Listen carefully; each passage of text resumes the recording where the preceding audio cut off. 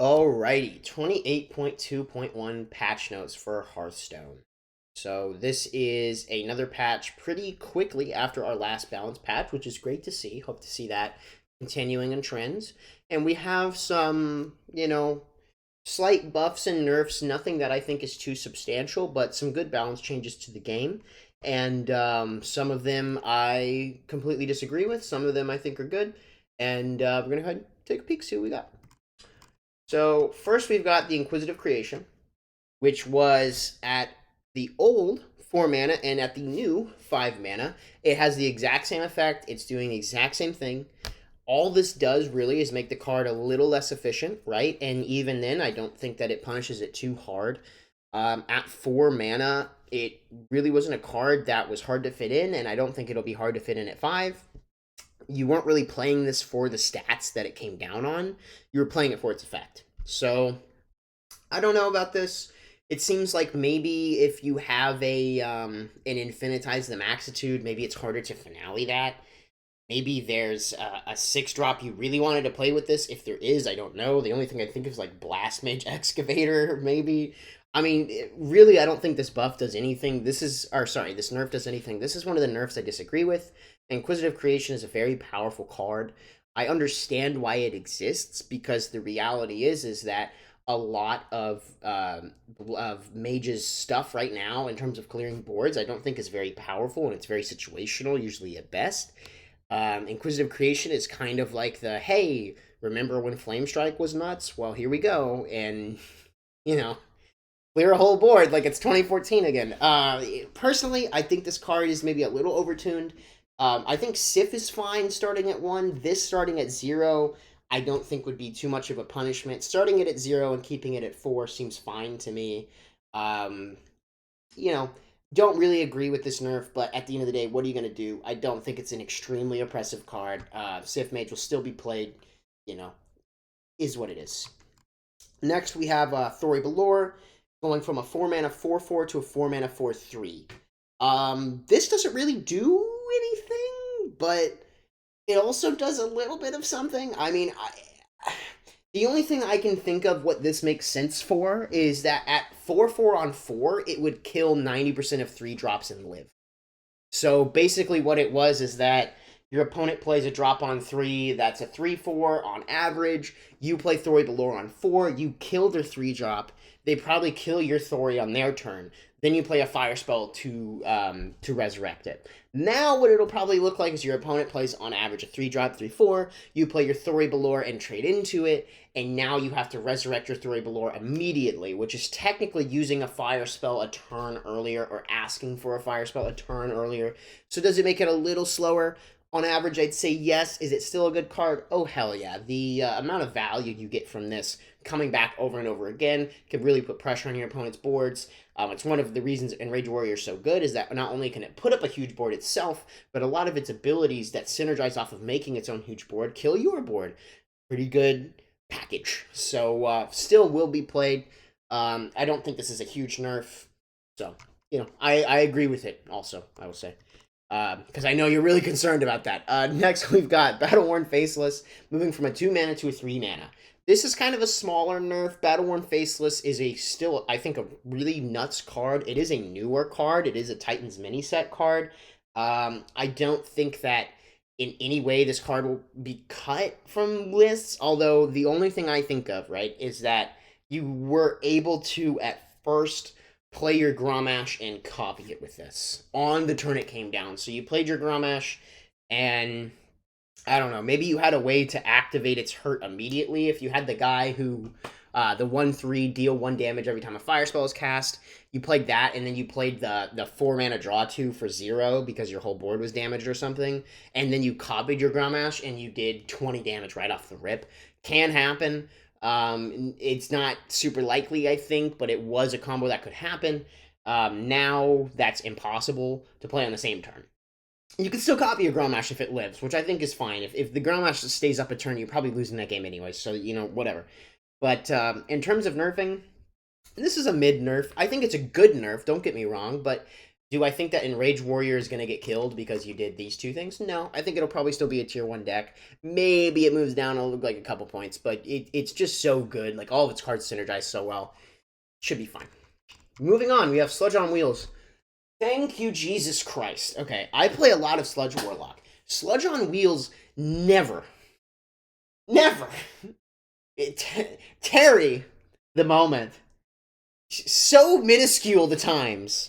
I dropped this on 3 for the fucking stats, okay? I dropped this with Defile. That is what I did all the time. So what would happen is your opponent has a full board of, you know, a 4/4, a 3/3, and a 2/3 or something. I don't know. And you would hit one of the minions, like say you hit the 4/4 to make a 1 on your sludge, and then you defiled. That was the reason you played this card, because when you did that, you would usually get 5 ticks, if you were really smart, of barrels on the bottom of your deck, which when you combine those with Steam Cleaner and Arcanist, that's 25 damage. So it was a good card, but the main thing that I think it had an issue with is that in clutch situations where that wasn't possible, or when we needed just a little more damage to get the Defile in, Sludge wasn't coming in clutch. Now, Sludge can perhaps come in just a little better. This is a really good buff. This card didn't need to get punished for the stats. The ability it has, I don't think is broken. I don't think that it's an ability that it needed to get punished down to a 1/5. I think putting it at a 2/5 is exactly where it needs to be. I think this will remain to be a very fun card to play in a deck right now that has a negative win rate, but is still a fun card. So, you know, good to see it. Next, we have Detonation Juggernaut, moving from a 5 mana to a 4 mana and losing 2 health. I think this is a great buff, because immediately when I see this, what comes to my mind is to play it, Saloon Brewmaster it, and play it again, giving my whole hand 4/4. If I have something on the board like Armageddillo, my whole hand gets 6/6. This is fucking good. I was about to say crazy, but I don't think it's crazy. I think it can be the nuts. But the problem is that Taunt Warrior right now is being outclassed by a lot of decks that do what it's doing more consistently and better. I've seen versions of it being played that I think are very powerful. Kibler has a version with Black Rock and Roll and Lorthamar Theron, which I think is definitely the way to build it. Is this just a little more cheese? Maybe we get a little bit of cheddar on top of the pile. Maybe the salad's got a little more Parmesan on it. I don't really know. I think it'll be a pretty solid card. I'm excited to see where Taunt Warrior goes, because Taunt Warrior I think is actually a really cool deck. But I am hesitant to say it will be good now, although this is great to see. And definitely a good card to hit on Blizzard's side of things. This was a good card to buff. So very smart. Snake Eyes, moving from a 2/3 to a 2/4. Thank you. I play this card. I love this card. I think it has one of the coolest animations of the game. I think Kurtrus is the coolest animation in the game right now. I think Demon Hunter has some of the most interesting cards going on. And to see this at a 2/3, when 9 times out of 10, you're finding a 1-drop and a 4-drop that do nothing, is so much better. This card never needed to get punished ever in the world. It did not need to get the stat punish. It's so niche. It's so situational. Most of the time, it doesn't do jack shit.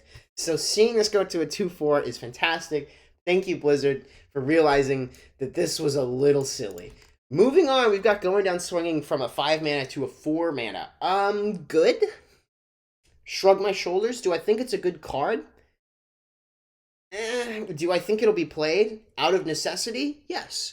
That's the problem with Reno Demon Hunter, is that they don't have a lot of good cards. And, you know, their, like, value-oriented style in Demon Hunter, because Nathri hasn't rotated out yet, is Relics. That is probably, I would say, the Demon Hunter that will take you the longest into the game and continuously put up threats. The problem with Reno Demon Hunter is that it's literally a pile of cards. You can go online and find any list, and you find, oh my god, why are they running this? Why are they running this? Why are they running this? I'll tell you why we're running it, because we don't have anything else to run. And you only got 1 slot, so you're going to play some goofier stuff anyways.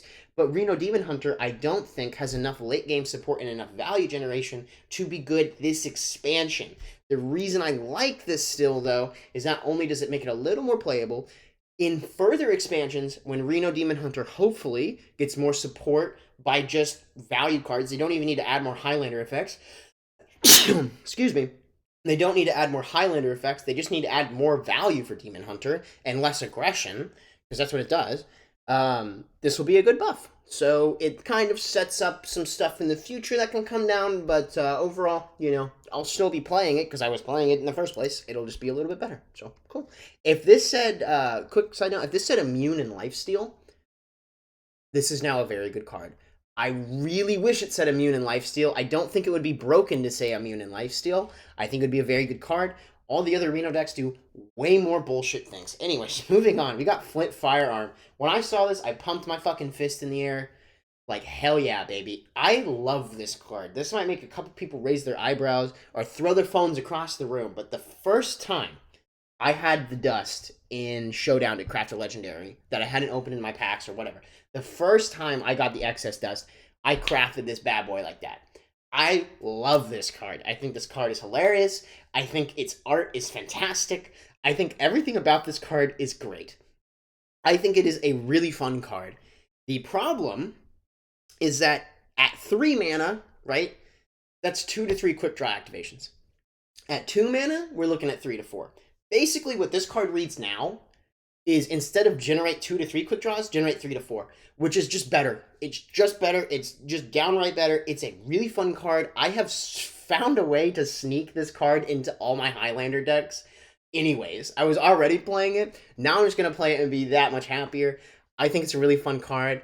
He also doesn't have shoes on, so any feet enjoyers, definitely craft this card. We've got Blast Charge coming up next, moving from a 3 mana to a 2 mana.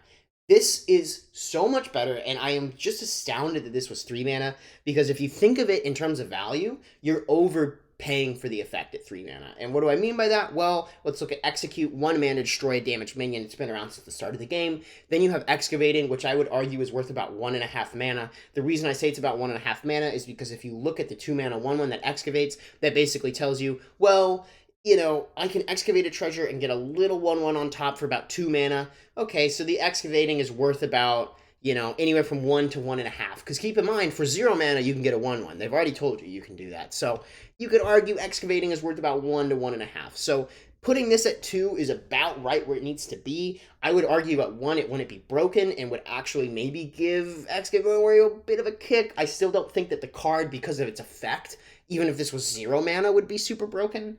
But there is the Mage card, the 2 mana Excavate Frieza minion that is at this power level. So just matching those power levels I think is totally fine. That card sees play. I play this in my Excavate deck. I love Excavate Warrior. It's a lot of fun if you haven't tried it. Maybe a time to go in and try it. I don't think this will swatch the meta around or anything, but seeing this card get buffed, good. Antique Flinger. So going from a 5/4 to a 4/3. Is it a better card? Yeah, sure. Will it be played? Fuck no. The problem is that Rogue's Excavate Treasure sucks. It just sucks. It's not good. It's hard to get to work to your advantage, where when Azurite hits the board immediately, resurrect the Primus, resurrect Reska twice, resurrect the Plague guy. When you shuffle Plagues, he comes out 8/5. Make him an 11/5, so you're going to heal 19 this one turn, right? Like, there's so many things that, and the second it hits the board, the Hawk hits the board. Do you have 1 mana? Here you go. Here's a Titan.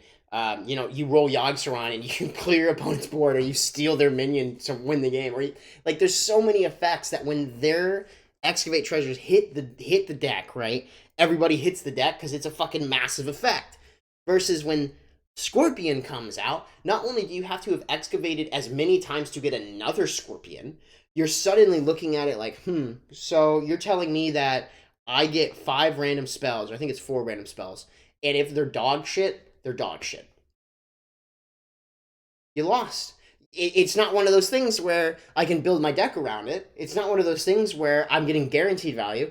If I get, 5, I'm trying to think what the worst spell would be, but just for example, if it's Flurry or something, if I get 5 0 mana, freeze 2 minions, fuck my ass, this sucks. This is so bad, right? And the problem is because if it said get 5 or 4 cards that cost 5 or more, they cost 0 if you've activated 8 times. I think the deck would actually be played. The problem is that it's just spells, and a lot of times you're getting 1 to 2 mana spells, and it just sucks. So this card, good to see it get buffed. It's still completely mid. It will probably not be played because Excavate Rogue will not be played, and that is the unfortunate reality because it's kind of a cool deck, but just not good enough. Moving on, we've got the Excavates. I'm going to cover these in one fell swoop because they're all related to each other. This getting moved to a 6/5 is good. It means you kill your opponent's 4-drop and it lives. Yeah, sure, this card was already good. This moving to a 2/3 is good because it means you kill your opponent's 1-drop that has 2 attack and it lives. Yeah, this card was already good. Sounds good to me. Canary was already a pretty clutch card. Putting it at a 2/2, sure. I don't think it needed to get punished with the 2/1, so yeah, sounds good. Steelhide Mole, 2/7 to a 3/7, yeah, sounds good. This is just a little buff across the actual excavates and the treasures themselves that I think is worthy of kind of giving it an applause because it means that they're looking at their keyword, which is one of the most fun keywords, and they're actually saying, how do we balance the treasures within these tiers so that they all feel equal? And that's a good thing to do because those are easy to forget and sort of treat as side effects of the game, even though I'd say Excavate has been an extremely influential keyword. So good to see them balancing it. Good to see Excavate getting more support. It's one of my favorite keywords in a long time. And I would say overall, we have some decent buffs, and we also have some buffs that, don't do jack shit. We also have some cards that really need to get buffed. 3 mana, 1/3. And, yeah. Everything seems pretty good here.